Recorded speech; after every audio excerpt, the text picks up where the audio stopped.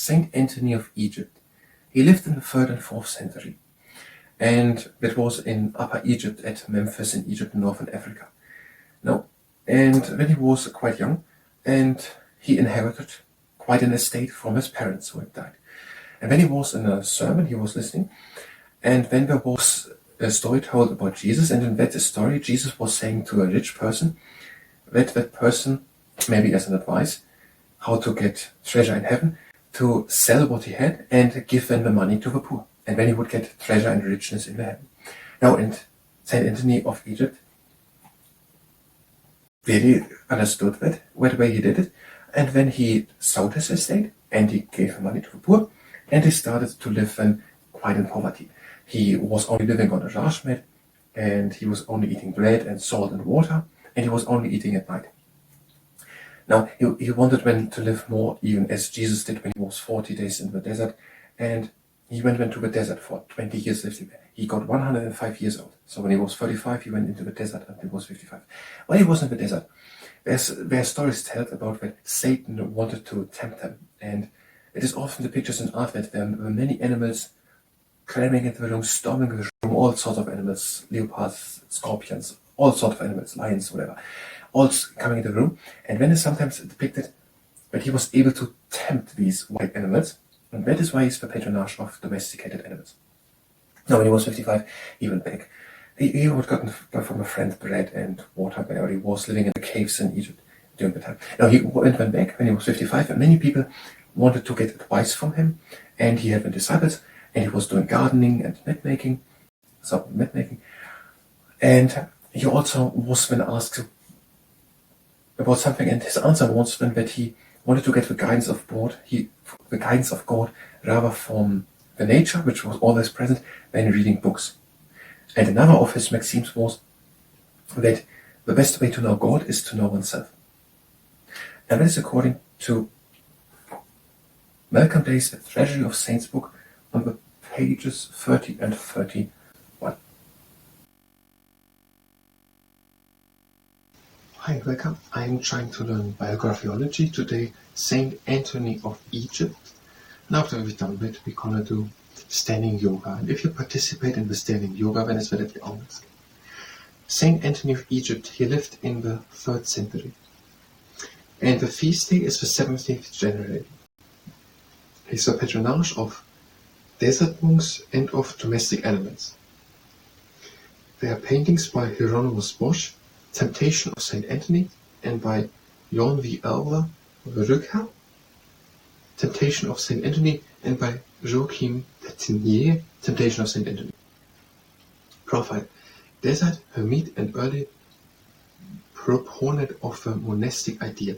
I don't know what a hermit is, or what a proponent is. Facts sometimes understated about this saint are his extraordinary long life of 105 years, and its crucial turning point when he was just 19. So it is sometimes understated that he reached the age of 105, and that a crucial turning point for him or of him was the year when he was 19. 6 months after inheriting a large estate near Memphis in Upper Egypt from his deceased parents, he heard in church the famous utterance of Jesus to the rich young man: "Go, sell what you have and give it to the poor, and you shall have treasure in heaven." To Antony, the words became as though addressed to him personally. He went out, sold his possessions, and gave the proceeds to the poor. Then, in emulation of an old hermit living in the neighborhood, Antony took up the habit of an ascetic. Another word, it's another. Okay, what happened? He was 19, he was in Upper Egypt, in a region called Memphis on Egypt in northern Africa. And he was in church, and there was someone preaching, and someone was quoting something of Jesus, and that was that Jesus had said that people should sell what they have and give it to the poor, and then they're going to have treasure in heaven. And he felt personally addressed by these words, sold his possessions, and gave the proceeds to the poor. Proceeds is what the outcome of selling something. Another word which I don't know, but a word which I now know a little bit better.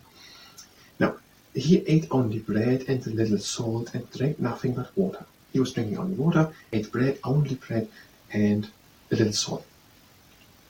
He never ate before sunset and slept on the rush mat on the floor.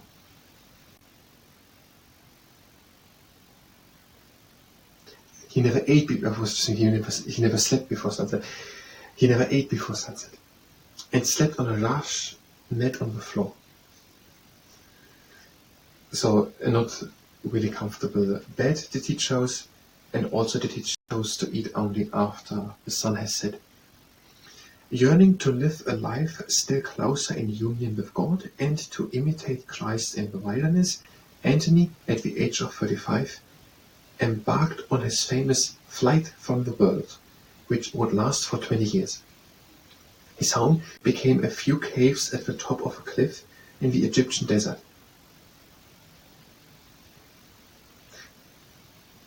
To this barren refuge, a friend would bring him bread and water every 6 months. Okay, when he was 45, he decided to do the flight from the world, to go into the wilderness, and he lived then in some caves in the Egyptian desert, being brought bread and water every 6 months by a friend. The temptation of wild beasts. It was in this wilderness that Antony is said to have fought the wild beasts of temptation, the disguises of Satan, as he interpreted them. In a biography of Antony, Saint Athanasius recorded his experience. It was as though demons were breaking through the four walls of a little chamber. All at once the place was filled with phantoms of lions, bears, leopards, bulls, of serpents and asps, of scorpions and wolves. The lurid temptations became favorite themes for painters. Some depicted the beasts as if they were rendered tame by this holy anchoret, pointing to his patronage of domesticated animals. Okay, it's not really explained why there were no Satan disguised and wild beasts, but it is said that there were phantoms of lions, bear, leopards, bulls, serpents, and asps, scorpions, and wolves appearing to him as temptation of Satan. But it's not explained now. God and creation. Antony's interpretation of the true Christian life had won many followers who sought him out for advice. At the age of 55, he left his solitude to set up a monastery, one of the earliest known in Christendom, where he taught disciplines. No, disciples. He lived by gardening and mat-making, and until his dying day he looked for God's guidance in the natural world instead of in written matter. He tried to find what God was guiding in the nature, not in written books.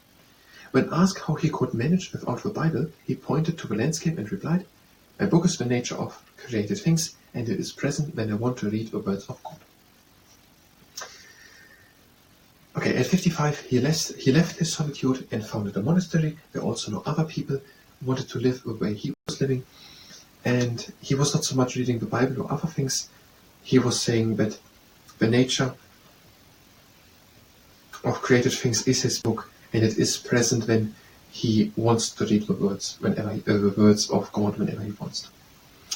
The Hospitallers of St. Antony. The legacy of this nature-loving saint continued through an order founded around 1100, which became widespread over Western Europe. Dressed in black robes with a blue cross, the monks would ring bells to attract alms and then hang the bells around the necks of animals to protect them from disease. A special privilege was given to this order's pigs in allowing them to wander freely in the streets. Okay, there are also other people, now 800 years later, in Western Europe, they were black robes with blue crosses, and they were ringing bells to attract people who bring the alms. And after we've gotten the elms, we will hang these bells under the necks of animals to protect them from diseases. And also the pigs of the Hospitaller Order were allowed to roam more freely than other pigs. Above, many monks sought Antony Abbot left for spiritual advice.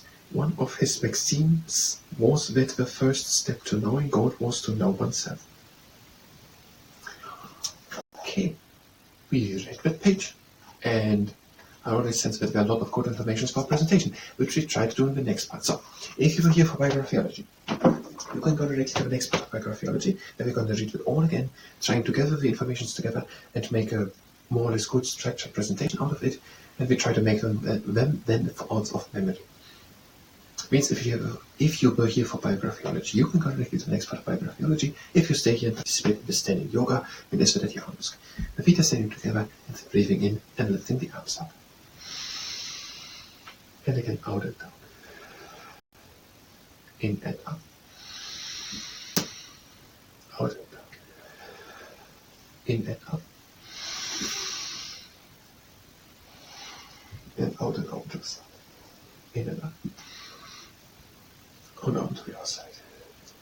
In and up. Make an inch of space between your feet and out again to the side. And now in and come up onto the toes. And out, sink a bit down. In and up. And out to the other side. In and up. And out and down again, still on the toes. In and up. Reach high. And out, lean onto the knees. Breathe in. And out and make a hell with the back. In into the middle. Out the belly. In into the middle. Out the belly. In the middle. Out the belly. In the middle. And out comes slowly the round back up, make it the top, back with the shoulder round. Breathe in the arms up. Come up on the tiptoes. And breathe again out, down, feet together. Breathe in, bend the right leg. Breathe out, stretch your left body. Breathe and change. And out, stretch the right leg. In, change. Out and down, both legs at the same time stretching. Breathe in, lift the right hand up. Breathe out, bend the left knee and look to the right hand. Hand again down. Out and down. Breathe in the left hand up. Bend the right knee and look over the left shoulder to the left hand. In and down. Out and down. Make a hand to have space between the feet. Shift the weight to the heels and breathe in and out. And out and up again. In and down. Out and up. Take hold onto the elbows and gently help from side to side. Hands again down, feet together. Breathe in, straight back, halfway up. Out and down. In, halfway up, straight back. Out and down. And in and up again. Hands together and down.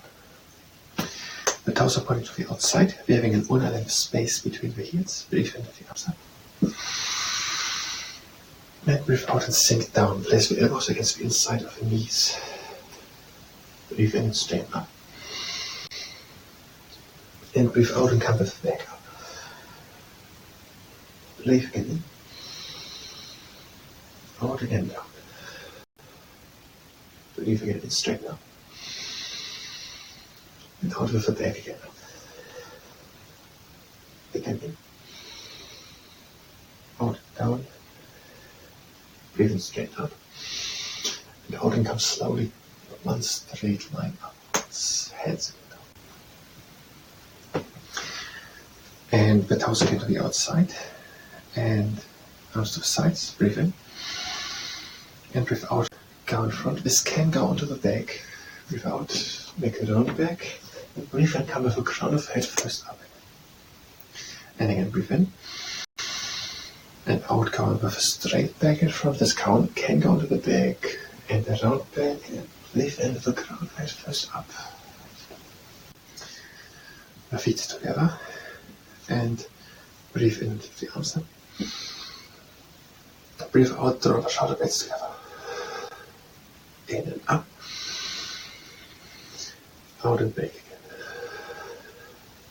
In and up. Hands together and lean back. In and up. Out again, back. In and up. And out over to your side. In middle. Out other side. In middle. Intertwine the fingers and reach high. And out, reach in front of the back. Again, up, intertwine the other side down, break and reach high. Out in front. In and up. Out with long arms back. In and up. Out again back. In. Out and down. Breathe in the hands again. Out and down. In and up. Out and down. And in and up. Bring the hands to touch, allow the hands down to hearts. And that was the semi yoga. I thank you very much and until next time.